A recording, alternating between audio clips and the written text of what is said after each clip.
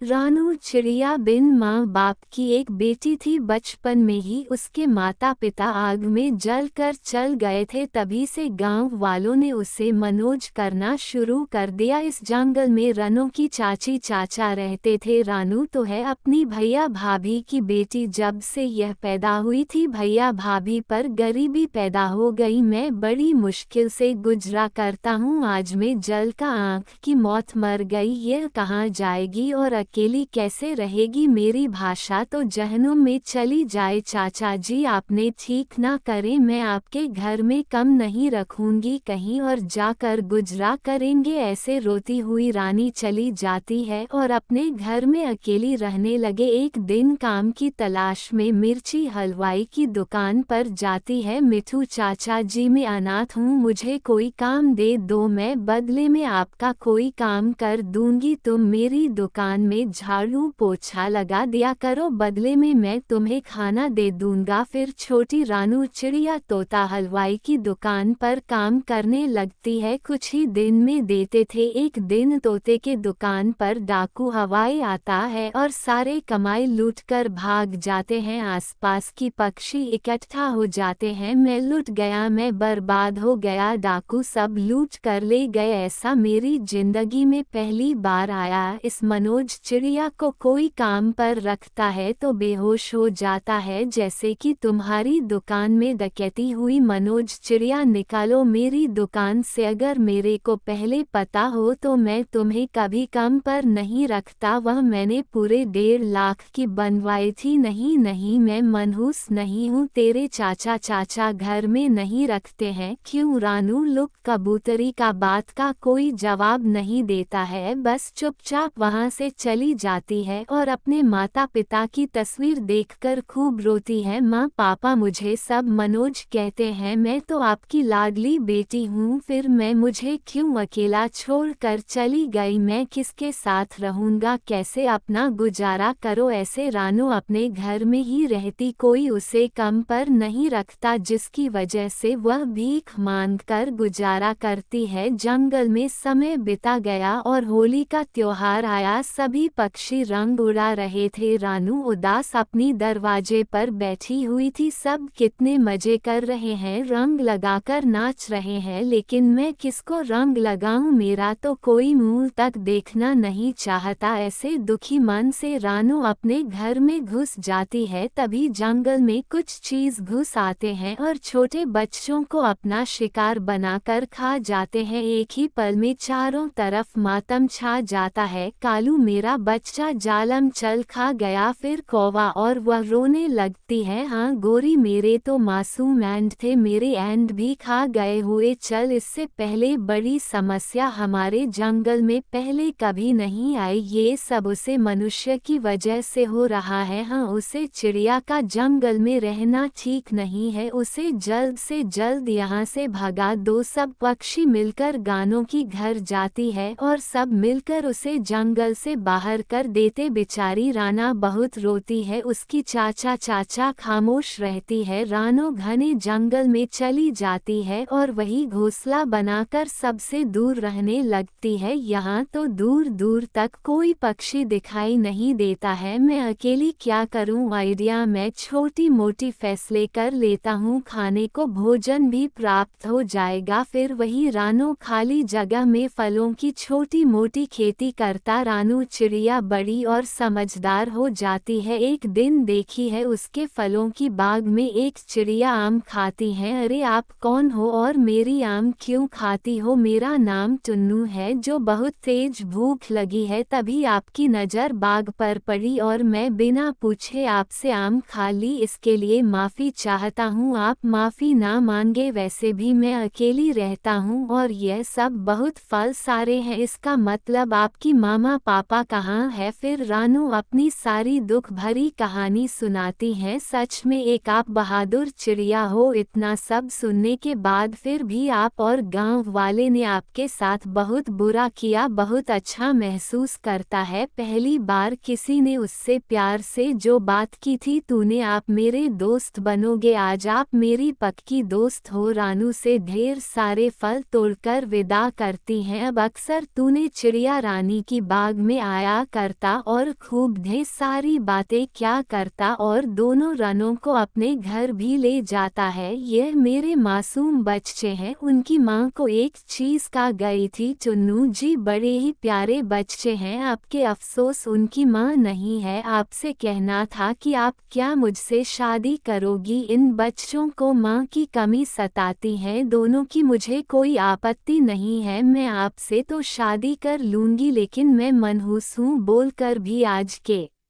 बाद तुम आपको मनोज मत कहना। तुम शादी की तैयारी करो। ऐसी खुशी खुशी दोनों शादी कर लेती है और तुम मुझे अपने घर ले जाता है। खुद से भी ज़्यादा अपनी बच्ची की ख्याल रखती थी। एक दिन दोनों को घर आने में देर हो गई थी। मामा हमें कहीं घूमने जाना है। ठीक है बच्चों, मैं आप तीनों को शेयर कर कर लाती हूँ। फिर 3 बजे खुशी खुशी रनों की साथ निकल जाती है। रानू तीनों बच्चों को बगीचे में लेकर पहुंच जाती है। तभी एक बच्चे के सीने में तेज दर्द होते हैं और वह वहीं मर जाती है। मामा कुकू को क्या हो गया। गुड़िया बेटी कुकू अब नहीं रहा बेटे, जल्दी आंखें खोलो, जागो। वह सब और रावण जोर जोर से रोने लगती है। ये रोता देखकर वहाँ पक्षियों की भी लग जाती हैं। अरे ये वही रानो है, देखो अपनों को भी खा गई। मनोज सब सोतेला है, यह इन्हें भी खाकर डकार मर गया। शायद सच ही कहते हैं, मैं मनोज हूँ, मुझे जीने का अधिकार नहीं। आज से मैं भी नहीं जीऊंगी, मैं सच में ही मनुष्य हूँ। आज मैं खुद को खत्म कर दूंगी। ऐसे बोलकर आना वहाँ से भाग जाती है। दोनों चिड़िया भी वहाँ आ जाती है। ये देखो राना तुम्हारी बेच को कहाँ गई। अब गई है करने के लिए, सच में मर जाए तो सबका भला होगा। मनुष्य वह नहीं मनोज तुम हो। मेरी रनों के बारे में बोलना बंद करो। मेरी बेटी की दिल की बीमारी थी, डॉक्टर ने बोला था कि वह कभी भी मार सकता है। ऐसे बोलकर तूने भाग भाग पहाड़ों पर जाता है। वो एक चट्टान पर खड़ी हुई थी, तभी तूने उसे रोक लेता है और सब कुछ सच्चाई सच सच बता देता है और समझ कर घर ले आता है। आप बहुत अच्छी हो, हमें छोड़कर कहीं मत जाना। आप अगर मर जाती तो हमारा क्या होता, हम तो फिर से अनाथ हो जाते। क्या हमारे बारे में एक बार भी नहीं सोचा। राना की जज्बात बदल जाती है। बच्चों अब ऐसी गलती कभी नहीं करूँगा और किसी से बोलने पर मुझ पर कोई फर्क नहीं पड़ेगा। मैं हमेशा तुम्हारे साथ रहूँगी। बाकी सब बकवास करते हैं, हम अपने बातें खुशी रहेंगे। फिर वह सब मिलकर खुशी खुशी रहने लगते हैं। तो प्यारे दोस्तों, आपको हमारी यह कहानी कैसी लगी? अच्छी लगी हो तो चैनल को सब्सक्राइब करना ना